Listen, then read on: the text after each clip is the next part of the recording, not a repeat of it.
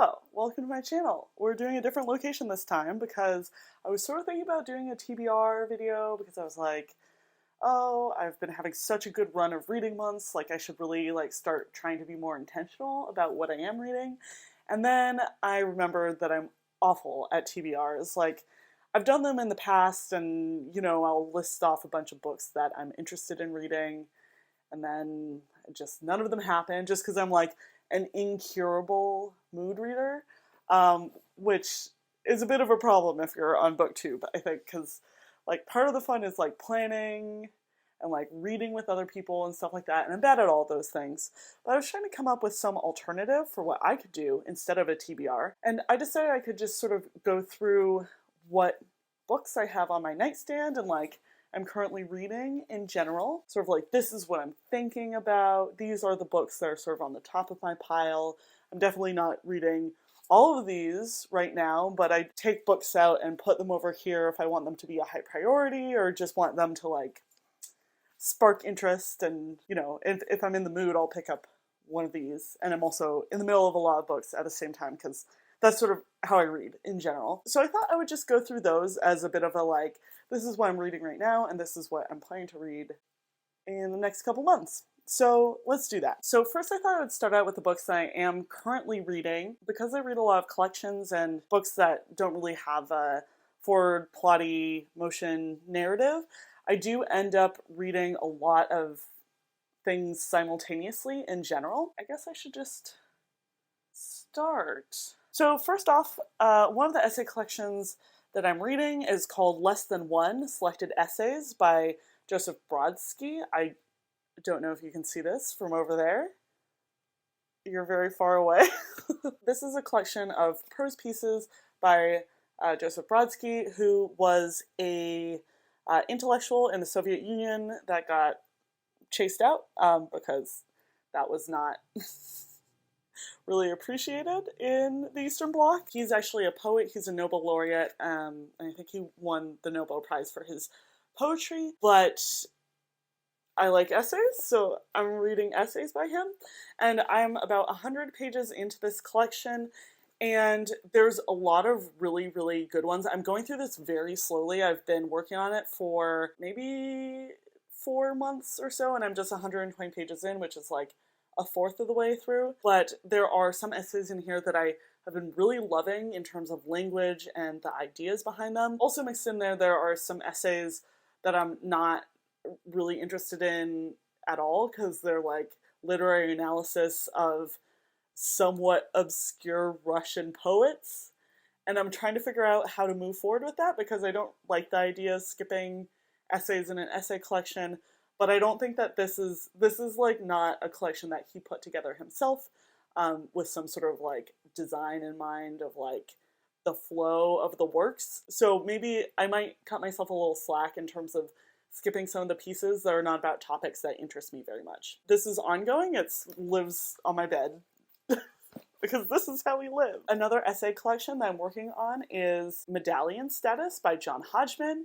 I read John Hodgman's other essay collection, Vacation Land. I mean, I guess that's his most recent one. I think he has a couple books out. But Hodgman, if you're unaware, is sort of a internet comedian, writer, has some TV spots and things like that. So this is actually a somewhat interesting look at what it's like being a celebrity, but not that much of a celebrity. You might sort of think that John Hodgman looks familiar, but not be able to place him. He's not somebody that you're oh, that guy. So this book is a lot of navel gazing about that topic. Yeah, I have been finding it very funny, and it's definitely a light read. You can get through one of these essays very quickly, and you're not really engaging with a very heavy or profound topic, but they are entertaining. I've also been working on this for 2 months, and I'm 100 pages in, so again, ongoing essay collections that I just have a lot. They're just happening. I'm also working on the essay collection Girls Can Kiss Now by Jill Gutowitz. I actually picked this up relatively recently. Basically, as a bit of a pride read, I don't really tend to do too much thematic reading. As I mentioned, up top. I'm not great with the TBRs. I'm not great with the themed months. I'm not great with the buddy reads. I'm not great with the themed readathons. There is that. But I did think this essay collection sounded really interesting, so that's why we're doing it. So this is basically a memoir and essays by Gutowitz. She's talking about growing up queer.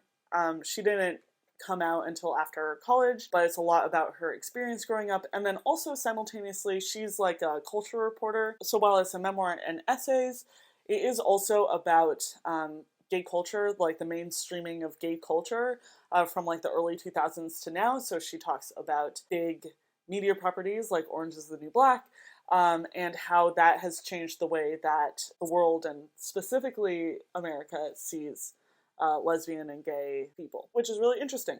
I've only read the first 50 pages of this, so I'm hoping to do a little bit more of this tonight. I also said I was DNFing this a long time ago, and I haven't read any more of it, but I do still have Laziness Does Not Exist on my bed, just with me, just in case I look at it one day and I'm like, yeah, that's what I want. You know, when you're a mood reader, you have to keep the options open. You have to let your brain just be like, yes, I'm gonna latch onto that one. I do only have like 30 pages left of this piece of nonfiction, which I talked about more extensively in a previous reading wrap-up, which I'll link somewhere. I think I'm DNFing it, but I haven't fully committed to DNFing it yet, I guess, so it's still living here, which is fine. And then, oh, sorry, I forgot I have one over here. Oh my gosh. I have too many books on my nightstand. The final book that I have gotten some significant bit of the way through is Awakenings by Oliver Sacks. So this is one of Oliver Sacks's earlier books, and I think it's sort of like his breakout book where he started getting a lot of mainstream attention. But basically, as a resident, I think, he was working at a long-term care hospital in upstate New York, where a lot of post-encephalitic patients were at the time. So these patients were severely affected by this virus in the early 20th century and now had a very severe form of Parkinson's. And while Oliver Sacks was in his residency at this hospital, the drug L-Dopa came out, which was sort of like this Parkinson's miracle drug, where all of these patients that were sort of locked in their bodies in different ways were suddenly able to move freely and think clearly and like return to some level of normalcy. So these are sort of his notes from that time, talking about different patients and their experiences with L-Dopa. But I am about halfway through. I'm at page 160. So I've been going through this quite slowly, but excited to finish it at some point in the next couple months. These ones are the ones that I'm like really into. And then over here, I have books that I have sort of recently brought up, like, oh, maybe I'm gonna feel interested to read one of these soon. So I'll talk through those really fast. One of these books is In the Dream House by Carmen Machado. So this was getting a lot of hype on BookTube a couple years ago, and I was waiting for it to come out in paperback, and now it's out in paperback, so I really want to read this. This is another one that I sort of like put out there, just like, oh, maybe since it's Pride Month, like maybe you want to read this. But basically this is a memoir about Machado's abusive relationship with her girlfriend, I'm pretty sure. That sounds like a downer, and I'm generally not pro-downer when it comes to books. But I have heard such good things about this. I also really wanted to read this as a physical copy because even though it's a memoir, which I sometimes read in audio, I've heard that Machado plays around with form a lot. So like each chapter is a different kind of way that you can tell a story, which is, I think, a really interesting way to approach a memoir. And I should read this soon because I think it sounds really good. But I haven't started it yet. But this is here. Oh, I forgot. I also have a poetry collection that I have going. I don't know what the fuck I'm doing with poetry on this channel. The answer is nothing. The answer is nothing. I need to learn how to like poetry more. But this is a poetry collection my friend Alice recommended. It's called Conflict Resolution for Holy Beings by Joy Harjo. Harjo is an indigenous woman who is a poet, and she's also a saxophonist, and she also does lots of other cool things. And I have been trying to read this, but I don't understand poetry. And that is my failing, and I fully understand that. But this is another one that I'm like, what, 2/3 of the way through? I should continue reading it. Do you know what? I'm not even gonna go through all of these. So I guess this is less a TBR and more this is what I'm currently reading, and it's a lot, and it's always like this, but I don't talk about it, so you don't know that. There's a big stack here. Let's talk about 2 more. Wow, I haven't talked about any fiction. There's the dog. Michelle is here. She is having a very bad allergic reaction to something, which happens like every 6 months. And I have no idea what she's allergic to, but she just gets like these full body hives, and it's very sad for her. So right now she has hives and she's on Benadryl, so she's both more crusty and more sleepy than usual. So I realized so far that all of these books have been nonfiction. That is what it is. But I also have this one on my nightstand, which I got relatively recently. This is A Monster Calls by Patrick Ness.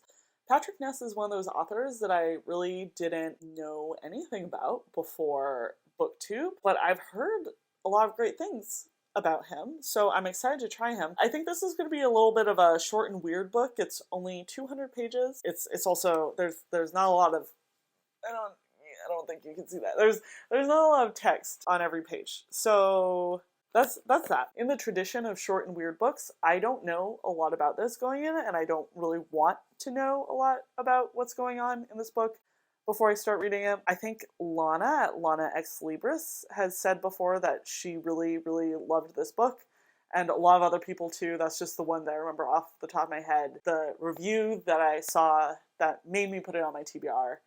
So now I own it, and now I should actually read it. So pew pew pew. There's that one. And then the last book that I'm going to talk about today is Imagine Wanting Only This by Kristen Radtke. So this is the same author that did Seek You, which is a graphic bit of nonfiction that I really loved in the first half of 2022. This is sort of more of a graphic memoir than her other book, but it's about the death of a favorite uncle and that event sort of setting off this obsession that she has with like ruined places and abandoned spaces. Other than that, I really don't know anything about this book, but I enjoyed her other graphic bit of nonfiction enough that I just went out and got this because I wanted to see what else she's done. So I'm excited to read this a lot. I said that was it, but I just want you to know, oh no, sorry. I just want you to know that there's, more going on my nightstand. I need some chaos around me. I need options. That's what I need when it comes to reading. But I guess we're ending it there today. Hi, sweetie. Boop. Boop. Oh, poor baby. That is all I had planned for today. It's sort of a weird one, but I just wanted to try something a little bit different and test out this setup as a filming setup. Let me know if you like it. I'm just sort of sick of sitting on the floor in front of my one squat little bookcase, but I don't know if this worked at all, so, you know. Dink! Let's have a normal outro. That's it. That's what I'm currently reading, what's on my nightstand. Hopefully these books are gonna show up in some of the wrap-ups in the coming months. Thank you so much for watching, and let me know what you've been reading, and let me know what's on your nightstand. Do you also keep a big stack of books here, or is it just like, oh, the like one book you currently have going? Yeah, that's it. I'll talk to you guys next week. Bye. I don't know. I sort of want to go to sleep now. No. What am I doing? I'm filming.